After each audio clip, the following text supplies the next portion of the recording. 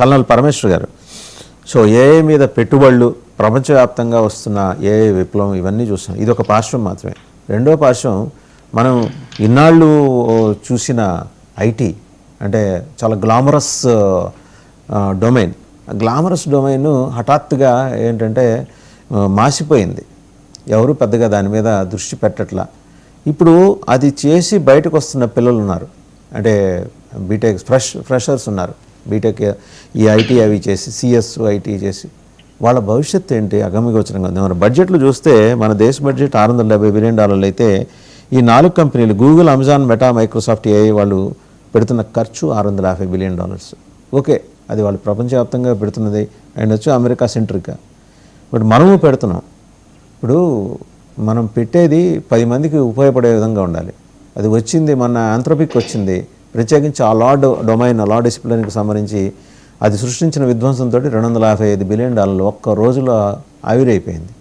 4 కంపెనీలు తడువుకున్నాయి, 6 to 10% అలా share values పడిపోయి. ఇది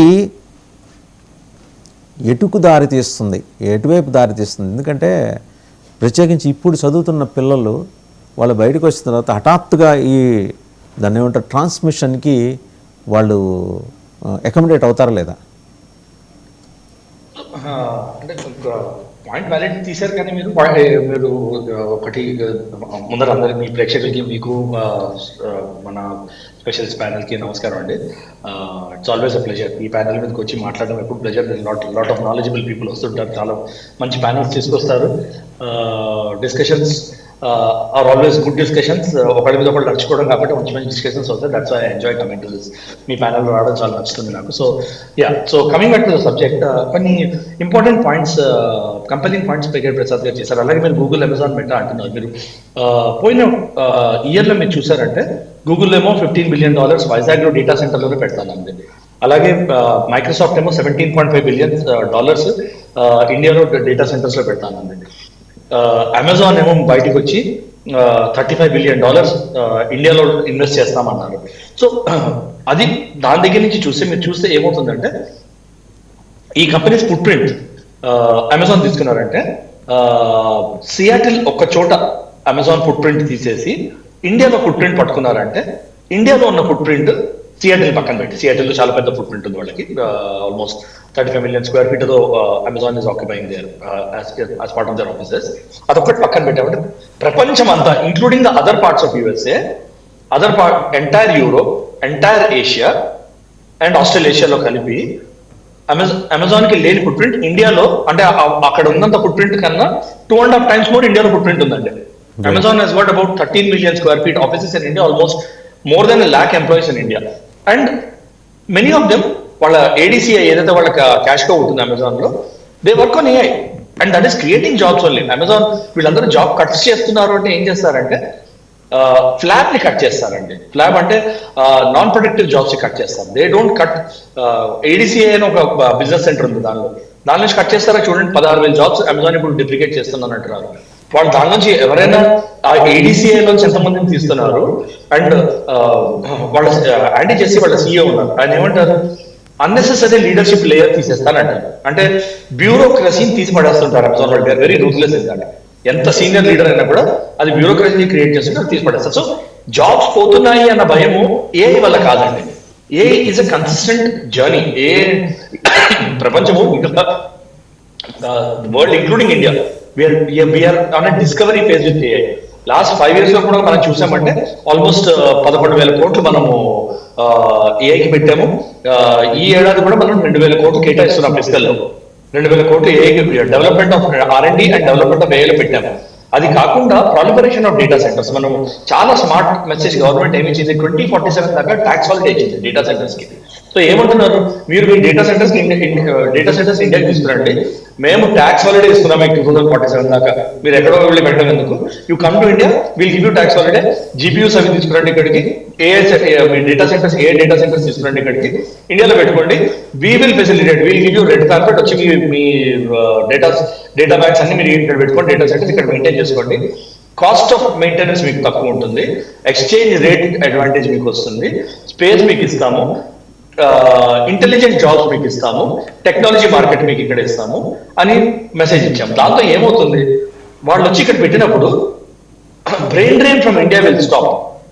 ఏ బ్రెయిన్ డ్రైన్ అయితే ఇండియా నుంచి యూరోప్ కి లేకపోతే యూఎస్ఏ కి డేటా సెంటర్ జాబ్స్ కోసం వెళ్ళిపోతుంది, డేటా సెంటర్ రిలేటెడ్ అలాంటి ఏ రిలేటెడ్ జాబ్స్ కోసం వెళ్ళిపోతున్నాయో ఆ జాబ్స్ ఇప్పుడు ఒక వైజాగ్ లో గూగుల్ డేటా సెంటర్ పెడితే ఎన్ని జాబ్స్ క్రియేట్ అవుతాయి చూడండి. వెంకట ప్రసాద్ గారు అన్నట్టు సెకండ్ టైర్ 2 సిటీస్ అంటారు. Vizag will become a data center hub అది అవ్వగానే, and there will be decline for cities like that.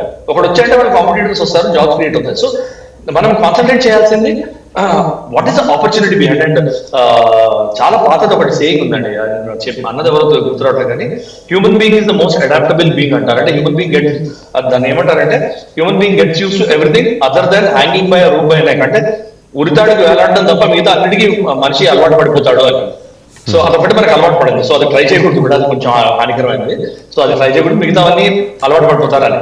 So దాంతో ఏంటంటే మీరు దీంతో చూడాల్సింది ఏంటంటే ప్రోగ్రెసివ్ పబ్లిక్ ప్రైవేట్ పార్ట్నర్షిప్స్ ఏవైతే వస్తున్నాయో, and government is facilitating types with this forms. So వాళ్ళు యుఎస్ లోనే ఇన్వెస్ట్ చేయట్లేదు. ఇప్పుడు $1.16 బిలియన్ ఇండియాలో ఇన్వెస్ట్మెంట్ వస్తుంది, ప్రోగ్రెసివ్ పబ్లిక్ ప్రైవేట్ పార్ట్నర్షిప్ లో వస్తుంది. అలాగే India AI mission road map ఇస్తుంది. Government is giving India AI mission road map. ఎక్కడ 2 ఏళ్ళు 3 ఏళ్ళు కాదు, వాళ్ళకి 20 ఏళ్ళ రోడ్ మ్యాప్ ఇచ్చేస్తున్నారు గవర్నమెంట్ వాళ్ళు.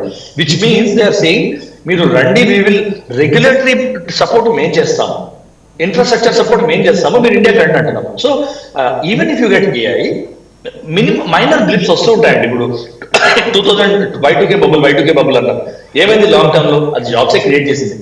షార్ట్ టర్మ్ లో ఒక అడ్జస్ట్మెంట్ ఫేజ్ లో మీకు వస్తుంది. ఆ ఫేజ్ ట్రాన్సిషన్ ఇప్పుడు నడుస్తున్నది.